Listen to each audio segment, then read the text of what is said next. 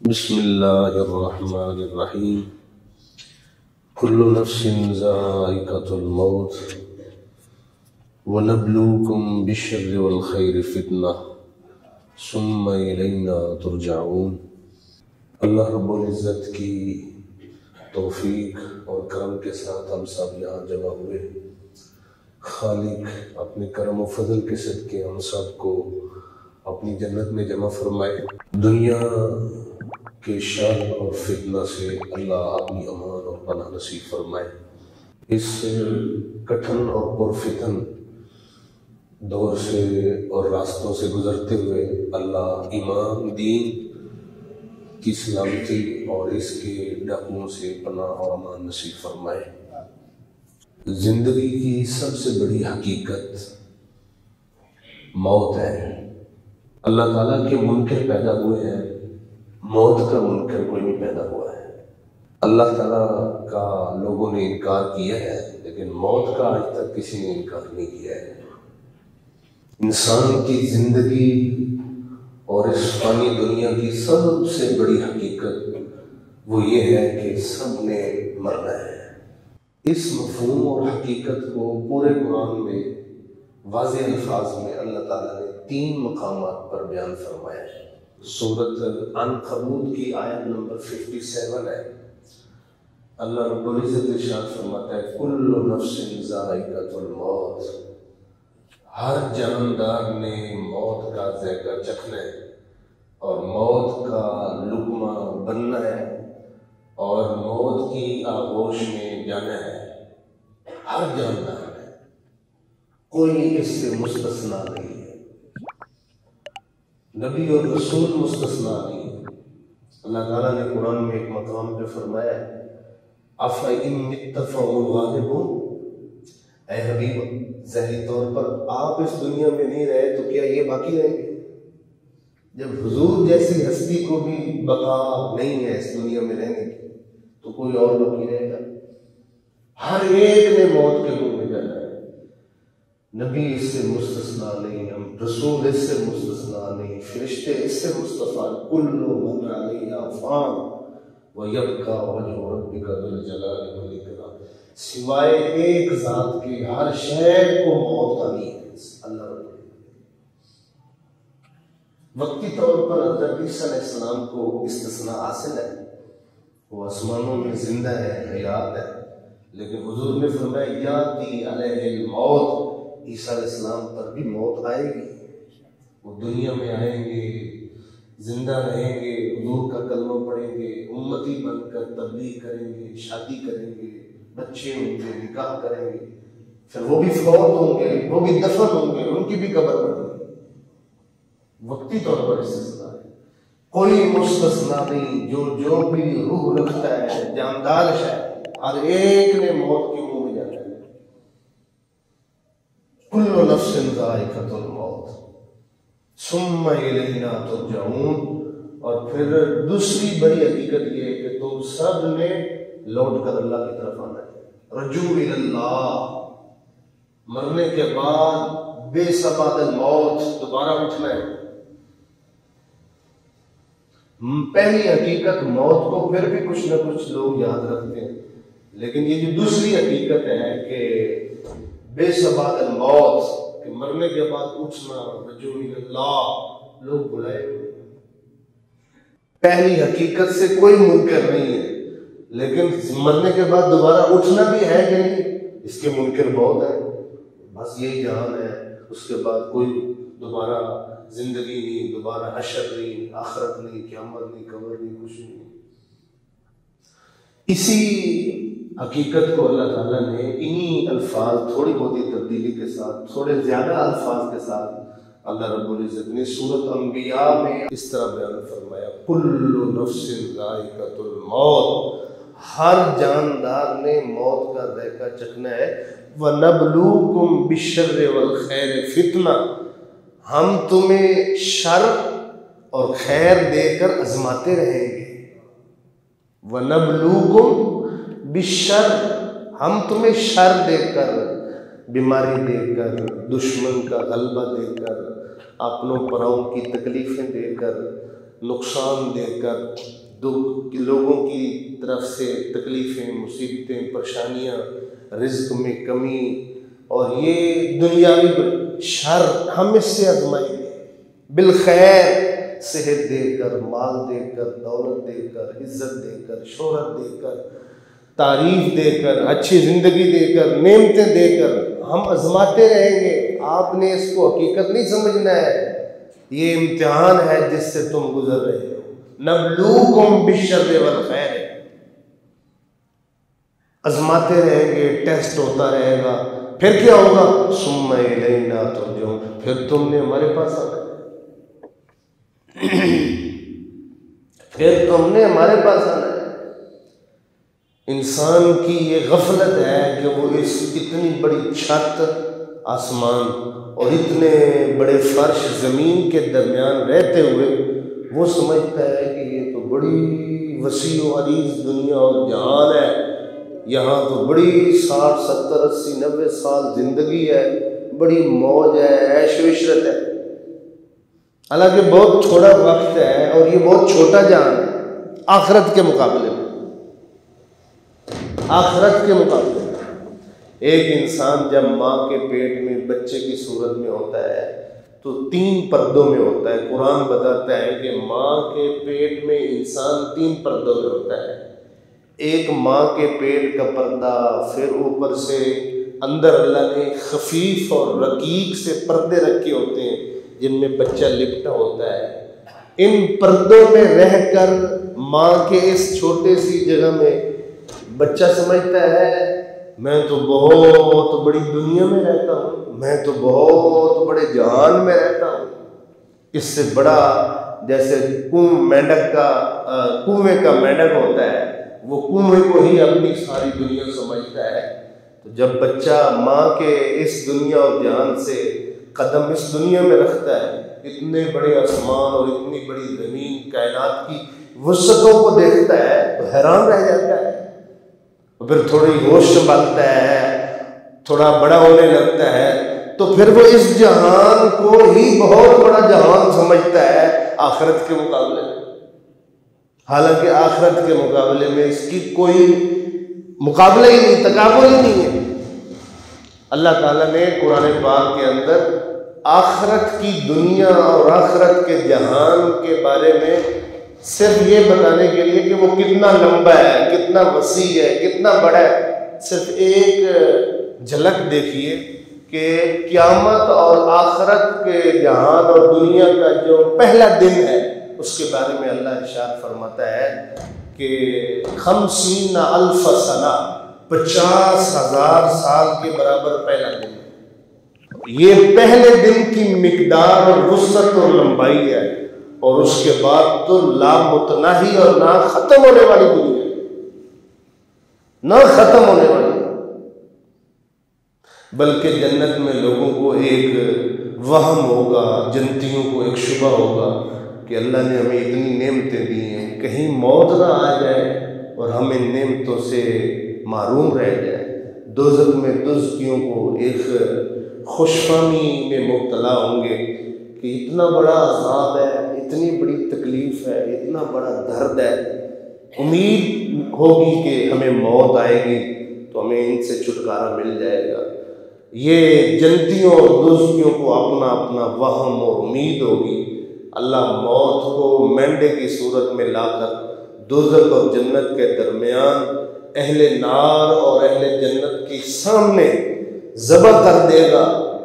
فرمایا کہ موت کا ظاہری طور پر دوزخیوں اور جنتیوں کے سامنے ذبح ہونا اتنی بڑی خبر ہوگی، غم کی اور خوشی کی، جنت والوں کے لیے اور دوزخ والوں کے لیے۔ جنت والوں کے لیے اتنی خوشی کی خبر ہوگی کہ اگر موت نہ آئی ہوتی تو وہ اس خوشی میں مر جاتے ہیں، اور دوزخ والوں کے لیے اتنا بڑا صدمہ ہوگا کہ اگر موت نہ آئی ہوتی تو وہ اس صدمے سے ہی مر جاتے ہیں کہ اب موت نہیں آئے گی، ہمیشہ کے لیے جنت میں رہیں گے، ہمیشہ کے لیے دوزخ میں رہیں گے۔ بلکہ اللہ رب العزت رسول اللہ صلی اللہ علیہ وسلم کے نے ارشاد فرمایا اللہ تعالیٰ قیامت کے دن جنت میں اہل جنت سے پوچھے گا تمہیں کیا ہر نعمت میسر نہیں ہے؟ تو وہ بزبان نے ظاہر کے ساتھ اس بات کا اقرار کریں گے ہمیں وہ بھی نعمت میسر ہے جو ہمارے خیال میں تھی، ہمیں وہ بھی میسر آئی جو ہمارے خیالوں میں بھی نہیں گزری تھی، یہ تیرا کرم ہے اور تیرا فضل ہے۔ اللہ فرمائے گا ایک نعمت ایسی ہے جو میرے پاس ابھی بھی آپ کے لیے موجود ہے۔ اللہ فرمایا جنتی کہیں گے کہ یا اللہ کچھ بچا نہیں ہے جو ہمیں میسر نہ ہو، تیری عطا نہ ہو۔ اللہ فرمائے گا ایک نعمت یہ ہے میرے پاس آپ کے لیے جو ابھی تک آپ کو میسر نہیں، وہ یہ ہے اللہ تعالیٰ جمعے والے دن سارے پردے ہٹا کے اپنے دیدار سے جنتیوں کو مشرف فرمائے گا۔ یہ ہے وہ نعمت جو تمہارے پاس نہیں۔ نمبر 2، دوسری نعمت جو ساری جنت کی نعمتوں سے بڑی نعمت ہے، یا اللہ بڑی بڑی نعمتیں میسر ہیں، اس سے بڑی ان سے بڑی نعمت کیا ہے؟ اللہ فرمائے گا آج کے بعد میں تم سے کبھی بھی ناراض نہیں ہوں گا۔ دنیا میں کبھی اللہ راضی ہوتا ہے، کبھی ناراض ہو جاتا ہے، کبھی ہم سوری کر کے منا لیتے ہیں، کبھی کوئی نیک عمل کر کے منا لیتے ہیں، کبھی اس کی مان کر اس کو منا لیتے ہیں، کبھی اس کی نافرمانی کر کے اس کو ناراض کر بیٹھتے ہیں، چلتا رہتا ہے۔ صبح ہمارے نیک اعمال برے اعمال کے لیے کفارہ بنتے رہتے ہیں، اس کی رضا اور ناراضگی چلتی رہتی ہے موت کے پیغام تک۔ قیامت میں جنت میں اللہ اعلان فرمائے گا کہ آج کے بعد میں کبھی بھی آپ سے ناراض نہیں ہوں گا، ہمیشہ کی رضا اور ہمیشہ کی زندگی۔ من عمل صالحا من ذکر او انثی وهو مؤمن فلنحیینہ حیاۃ طیبہ، تم میں سے جو مرد عورتیں اعمال صالحہ کرتے رہتے ہیں ہم ان کو طیب اور پاکیزہ زندگی عطا کرتے ہیں، ایسی زندگی جو نہ ختم ہونے والی ہے۔ اللہ اکبر۔ تو یہ دوسرا مقام جس میں اللہ تعالیٰ نے کیٹیگوری کر واضح طور پر دنیا کی اس بڑی حقیقت کہ ہر جاندار نے موت کا ذائقہ چکھنا ہے اس کو بیان فرمایا۔ اور تیسرا قرآن پاک کا وہ مقام جہاں پر اللہ نے اس حقیقت کو سب سے زیادہ تفصیل سے بیان کیا ہے وہ ہے سورۃ آل عمران کی آیت نمبر 185۔ اللہ رب العزت ارشاد فرماتا ہے کل نفس ذائقۃ الموت، ہر جاندار نے موت کا ذائقہ چکھنا ہے۔ یہ اب میں تیسری آیت پڑھ رہا ہوں اور تینوں جگہوں پر تین الفاظ سیم الفاظ ہیں، کل نفس ذائقۃ الموت، کل نفس ذائقۃ الموت۔ اس کے بعد جو الفاظ ہیں وہ تبدیل ہیں۔ ایک آیت میں ہے ثم الینا ترجعون، پھر تم نے ہماری طرف ہی آنا ہے۔ ایک آیت میں ہے وَنَبْلُوكُمْ بِالشَّرِّ وَالْخَيْرِ فِتْنَةً، ہم تمہیں خیر اور شر، دکھ اور سکھ، تکلیف اور سکون دے کر آزماتے رہیں گے، پھر تم نے ہمارے پاس ہی آنا ہے۔ اور تیسری آیت میں اللہ کیا فرما رہا ہے کُلُّ نَفْسٍ ذَائِقَةُ الْمَوْتِ، ہر جاندار نے موت کا ذائقہ چکھنا ہے۔ وَإِنَّمَا تُوَفَّوْنَ أُجُورَكُمْ يَوْمَ الْقِيَامَةِ، پھر جب قیامت کا دن آئے گا تو ہم ہر ایک کو پورا پورا دیں گے۔ وَإِنَّمَا تُوَفَّوْنَ أُجُورَكُمْ يَوْمَ، تمہیں پورا پورا اجر دیا جائے گا۔ فَمَن يَعْمَلْ مِثْقَالَ ذَرَّةٍ خَيْرٍ يَرَهُ وَمَن يَعْمَلْ مِثْقَالَ ذَرَّةٍ شَرٍّ يَرَهُ، پورا پورا اجر دیا جائے گا۔ إِنَّ اللَّهَ لَا يَظْلِمُ مِثْقَالَ ذَرَّةٍ، اللہ ذرہ برابر بھی کسی پر ظلم نہیں کرے گا اجر دینے میں اور سزا دینے میں۔ علماء فرماتے ہیں اللہ ساری دنیا کو اٹھا کے دوزخ میں ڈال دے یہ اس کا عدل ہے، اور اللہ ساری دنیا کو اٹھا کے جنت میں ڈال دے یہ اس کا کرم ہے، اس کا کرم ہے۔ وَإِنَّمَا تُوَفَّوْنَ أُجُورَكُمْ يَوْمَ الْقِيَامَةِ، ہر ایک کو پورا پورا اجر دیا جائے گا، کوئی ڈنڈی نہیں مارے گا، کوئی سفارش نہیں چلے گی، کوئی رشوت نہیں چلے گی، کوئی اونچ نیچ نہیں چلے گی، کوئی رشتہ داری اور تعلق نہیں چلے گا، کوئی دو نمبری نہیں ہوگی، کوئی دھوکہ نہیں دے سکے گا، دنیا میں مجھے دھوکہ دیا جا سکتا ہے، آپ کو دھوکہ دیا جا سکتا ہے، آپ کی لا علمی اور بے خبری اور غفلت سے فائدہ اٹھایا جا سکتا ہے، ہم درد اور مخلص بن کر نقصان پہنچا سکتا ہے، دھوکہ دیا جا سکتا ہے، کیونکہ انسان کے پاس بڑا محدود علم ہوتا ہے، محدود معلومات ہوتی ہیں، لیکن اللہ کو تو دھوکہ نہیں دے سکتے ہو۔ اللہ خبیر بما تعملون، اللہ جانتا ہے جو تم کرتے ہو، وَمَا اللَّهُ بِغَافِلٍ عَمَّا تَعْمَلُونَ، جو کچھ تم کرتے ہو اللہ اس سے بے خبر نہیں ہے، غافل نہیں ہے، اس کو پتہ ہے، وہ سب جانتا ہے۔ وَلَا رَطْبٍ وَلَا يَابِسٍ إِلَّا فِي كِتَابٍ مُبِينٍ، ہر چھوٹی اور بڑی چیز کو لکھا جا رہا ہے۔ مَا يَلْفِظُ مِنْ قَوْلٍ إِلَّا لَدَيْهِ رَقِيبٌ عَتِيدٌ، جو لفظ تمہارے منہ سے نکلتا ہے وہ کانوں میں بعد میں پہنچتا ہے، اللہ کی ریکارڈنگ میں پہلے آتا ہے۔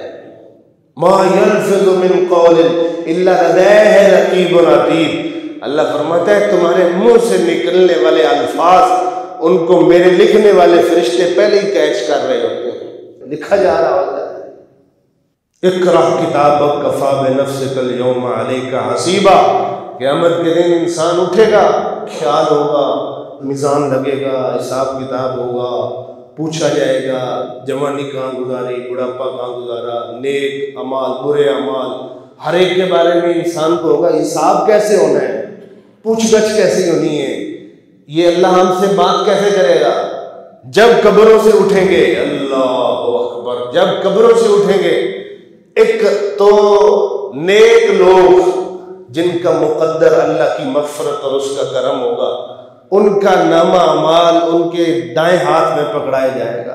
وَأَصْحَابُ الْيَمِينِ مَا أَصْحَابُ الْيَمِينِ، کیا ہی شان والے ہوں گے کہ جن کا نامہ اعمال ان کے دائیں ہاتھ میں دیا جائے گا۔ اصحاب الیمین، جن کا مقدر اللہ کا عذاب، غضب، ناراضگی اور نار اور آگ ہے، ان کا قبروں سے اٹھتے ہی نامہ اعمال بائیں ہاتھ میں دیا جائے گا۔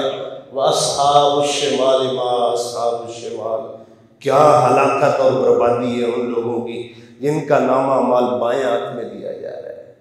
اور اس نامہ اعمال جو دائیں یا بائیں ہاتھ میں پکڑایا جائے گا وہ ایک کتاب کی صورت میں ہوگا، کتاب کی صورت، اس کے فرنٹ پہ یعنی کہ سرفیس پہ یا مقدمہ پہ یا اس کے ٹائٹل پیج، آپ کے کتاب کا نام کیا ہوگا، نامہ اعمال کا نام کیا ہوگا، اس کا ٹائٹل پیج کیا ہوگا۔ اللہ تعالیٰ بنی اسرائیل 15 پارے میں ارشاد فرماتا ہے اقرأ کتابک کفی بنفسک اليوم علیک حسیبا، پڑھ اپنے نامہ اعمال کو اپنے سر کی آنکھوں سے، آج تیرا حساب لینے کے لیے تو خود ہی کافی ہے۔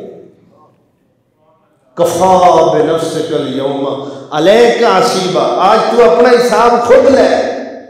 جب بندہ کھول کے پڑھے گا تو پھر اس کے کمنٹس کیا ہوں گے وہ بھی اللہ نے قرآن میں لکھی ہیں، اس کے کمنٹس ہی ہوں گے، ہائے ہائے ہائے ہائے، میں اس میں تو وہ بھی لکھا جو میں کر کے بھول چکا تھا، وہ بھی لکھا جو میری میموری سے بھی ختم ہو گیا تھا کہ میں نے یہ کیا ہے، کہا ہے، یہ وہ بھی اس میں لکھا ہے۔ اس کتاب نے تو کچھ چھوڑا ہی نہیں۔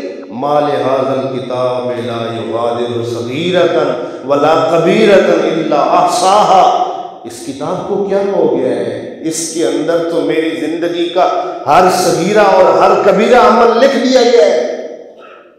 بار بار اللہ کی طرف سے آواز آ رہی ہوگی اقرا، پڑھیے کتابک، اپنی کتاب کو، کفی بنفسک، ایک ایک ورقہ پڑھتا جائے گا، ایک ایک پیج انسان پڑھتا جائے گا، اس کا حساب خود ہی ہوتا جائے گا، وہ خود ہی منصف و جج بنتا جائے گا، آج میری خیر ہے یا میری خیر نہیں ہے۔ فمن زحزح، یہ میں تیسرا مقام پڑھ رہا ہوں، فمن زحزح، ابھی وہ آیت ختم نہیں ہوئی، فمن زحزح عن النار وادخل الجنۃ فقد فاز، کامیاب وہ شخص ہوا جو اس دن دوزخ سے بچا لیا گیا اور جنت میں داخل کر دیا گیا۔ کپڑے پہننے کے لیے سردیوں کے ہیں تو گرمیوں کے نہیں ہیں، گرمیوں کے ہیں تو سردیوں کے نہیں ہیں، غربت، فقر، افلاس اتنا ہے، پابند لگا کے گزارا کرنا پڑتا ہے، بھوک اتنی ہے، ایک وقت کا کھانا کھائیں دوسرے کے لیے سوچنا پڑتا ہے کہ کہاں سے آئے گا، ایک دن کھایا دوسرے کا نہیں ہے۔ دنیا کیا ہے، جس گھر میں رہتا ہے اس سے دوسری گلی میں جانتے ہی نہیں کہ یہ کون ہے، اتنا زیادہ وہ ایک الگ تھلگ زندگی اور بے نامی کی زندگی گزار رہا ہے، کچھ بھی نہیں ہے پاس ہے، غربت اور افلاس ہے، اور نہ شہرت اور جو نامی اس کے حساب سے جانتے ہی کوئی نہیں ہے، یہ کون ہے، کون رہتا ہے، اس نام تک کوئی نہیں پتہ ہے کسی کو۔ مر گیا، جنازہ اٹھا، پڑھنے والے کوئی نہیں، بس 2-4 لوگ ہیں انہوں نے جنازہ پڑھ لیا، پتہ ہی کوئی نہیں کون فوت ہوا۔ اتنی بے نامی، اتنی غربت، اتنی افلاس، اتنی تنگ دستی، اتنا دنیا میں اجنبی اور اجنبی بن کر وہ رہتا رہا، زندگی کا سفر کرتا رہا، لیکن بڑا امیر تھا کہ اس کے پاس ایمان کی دولت بڑی تھی، نیکیوں کی دولت بڑی تھی، اللہ کی رضا کا مال بڑا تھا۔ لیکن جب حضور فرماتے ہیں صلی اللہ علیہ وسلم، ایسا شخص جب دنیا سے جا رہا ہوتا ہے، میرے دوستوں میں سے سب سے زیادہ مجھے پیارا دوست وہ ہے جو دنیا سے اس طرح جا رہا ہو کہ اس کو کوئی جانتا نہ ہو، کوئی پہچانتا نہ ہو، اتنا مال نہیں ہے، غربت اور افلاس ہے، اور جنازے تک میں 4 لوگ ہیں، اتنا زیادہ نہیں ہے، میرے دوست بہت سارے ہیں لیکن مجھے وہ دوست بہت پیارا لگتا ہے۔ اصل دولت تو ایمان کی دولت ہے، اصل دولت تو نیک اعمال کی دولت ہے، اصل دولت تو اللہ کی رضا کی دولت ہے۔ کامیاب وہ نہیں ہے جس نے زیادہ جمع کیا ہے، کامیاب وہ نہیں ہے جس نے دنیا کی کثرت اور دنیا کی شہرت کو زیادہ جمع کیا ہے۔ اللہ فرماتا ہے فمن زحزح عن النار، جس کو دوزخ سے دور کر دیا گیا اور جنت کے قریب کر دیا گیا، فقد فاز، میری طرف سے اس کے لیے کامیابی کا سرٹیفکیٹ ہے، کامیاب ہے یہ شخص۔ اللہ اکبر، اللہ، وَمَا الْحَيَاةُ الدُّنْيَا إِلَّا مَتَاعُ الْغُرُورِ، اور دنیا کی زندگی دھوکے کے سوا کچھ بھی نہیں۔ اور دنیا کی زندگی ایسے لگتی ہے جیسے بہت بڑی حقیقت ہے، لیکن جب موت کا پیغام سامنے آتا ہے پھر پتہ چلتا ہے یہ تو دھوکہ تھا سارا۔ حضرت عیسیٰ علیہ السلام، آپ دیکھیے انسان کے اگر 3 دوست ہوں، 3 اور بڑے اچھے دوست ہوں، اگر انسان کو کوئی ایسا امر پیش آ جاتا ہے، کوئی مشکل اور پریشانی پیش آتی ہے، اور اس مشکل اور پریشانی سے گزرنے کے لیے وہ ایک دوست کے پاس جاتا ہے اور اسے کہتا ہے یار میرے ساتھ چل، مجھے یہ پریشانی ہے، وہ دوست اس کو کھرا کھرا جواب دیتا ہے اور کھڑے کھڑے کہہ دیتا ہے بھائی تو جان اور تیرا کام جان، مجھے ان سے کوئی سروکار نہیں ہے، میں تو صرف خوشی کے وقت اور آسانیوں کے وقت کا زمانے کا دوست تھا، اب یہ تیرا کام ہے اور تو جان اور تو فیس کر۔ وہ اس سے نا امید ہو کر واپس پلٹتا ہے تو دوسرے دوست کے پاس جاتا ہے جو پہلے سے زیادہ قدر بہتر تھا۔ دوسرا دوست اس کو کہتا ہے ٹھیک ہے میں تیرے ساتھ چلتا ہوں، لیکن جہاں تک میری مرضی ہوگی میں چلوں گا، اگر کوئی مسئلہ بنا نا تو میں نے بھیا واپس آ جانا، میں آپ کو پہلے بتا رہا ہوں۔ وہ اس کو بھی چھوڑ دیتا ہے، بھائی مجھے تو اس طرح کے دوست کی ضرورت نہیں ہے، مجھے تو وہ چاہیے نا کہ جب کوئی بنے تو پھر میرے ساتھ آگے بھی جائے۔ پھر وہ تیسرے دوست کے پاس جاتا ہے اور اس کو اپنی پریشانی بتاتا ہے، وہ پہلے لمحے اور پہلی لفظ پر ہی اس کی حامی بھر لیتا ہے، میں آپ کے ساتھ ہوں، آپ چلیں، خوشی آئے غمی آئے پریشانی آئے جو بھی ہے میں آپ کے ساتھ ہوں، آپ کے ساتھ جاؤں گا، جو ہوگی دیکھ لیں گے۔ وہ سب سے زیادہ مخلص دوست ہے یا باقی پہلے 2 مخلص دوست ہیں؟ آپ بتائیں۔ علماء فرماتے ہیں یہ مثال دے کر سمجھاتے ہیں، وہ جو پہلا دوست تھا جس نے پہلے لمحے ہی آپ کو چھوڑ دیا تھا، وہ آپ کا مال تھا جو آپ جمع کرتے رہے، جب موت آئی آپ کے اوپر تو آپ کا مال وہیں رہ گیا، وہ ساتھ نہیں جا رہا ہے۔ اور جو دوسرا دوست تھا جس نے کہا تھا بھئی میں ساتھ تو چلتا ہوں لیکن جب وہ مرحلہ آئے گا تو پھر میں واپس آ جاؤں گا، وہ آپ کے رشتہ دار تھے، وہ آپ کے دوست تھے، وہ جاننے والے تھے جو آپ کی باڈی کو میت کو لے کر چلے تو صحیح لیکن جب مشکل مرحلہ قبر کا شروع ہونے لگا تو وہ بھی مٹی ڈال کے واپس آ گئے. اور تیسرا دوست جو آپ کے ساتھ قبر میں بھی گیا، آگے بھی گیا، وہ آپ کا نیک عمل ہے، عمل صالح ہے، جو دنیا میں آپ کرتے رہے وہ قبر کے اندر آپ کے ساتھ جا رہا ہے اور حقیقت میں وہی آپ کے کام آنے والا ہے.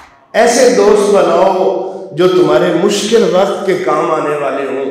جہاں بندہ بہت سارے دوست اکٹھے کرتا ہے، بڑے حربے استعمال کرتا ہے، بڑے بیلی بناتا ہے، بڑے پیسہ لگاتا ہے کہ میرے دوست زیادہ ہوں، جاننے والے زیادہ ہوں، اس سوچ اور فکر کے ساتھ ساتھ کاش کہ ہمیں یہ بھی فکر میسر ہو کہ ہم ایسا دوست بھی پیسہ لگا کے نیک عمل کر کے زیادہ سے زیادہ بنائیں جو قبر میں بھی ہمارے ساتھ چلے. اور میرا عمل صالح قبر میں بھی میرے ساتھ رہے گا.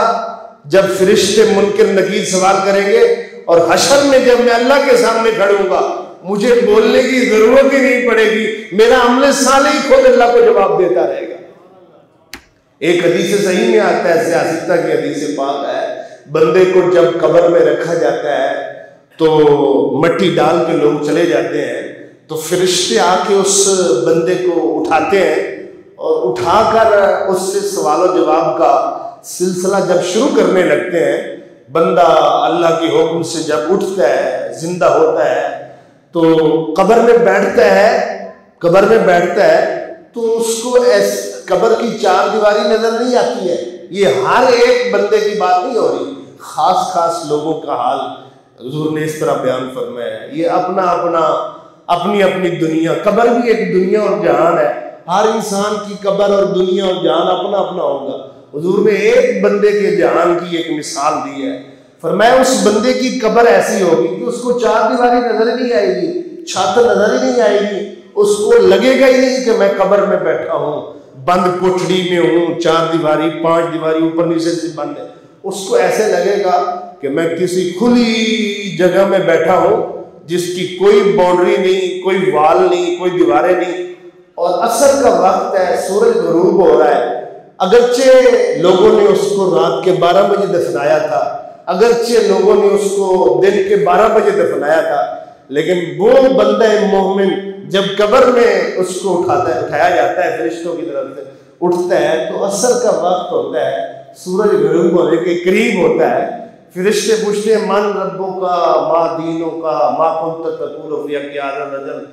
سارے سوال اس کو جب سنائے جاتے ہیں تو سوالوں کے جواب شروع کرنے سے پہلے جب وہ وقت دیکھتا ہے تو فوراً اس کی طبیعت ثانیہ جو اس کی عادت بن چکی تھی وہ اس کی زبان سے فوراً نکلتا ہے کہ میں آپ کے سوالوں کا جواب بعد میں دیتا ہوں، میری عصر کی نماز قضا ہو رہی ہے، پہلے میں اس کو قضا کر دوں، پہلے میں اس کو ادا کر دوں.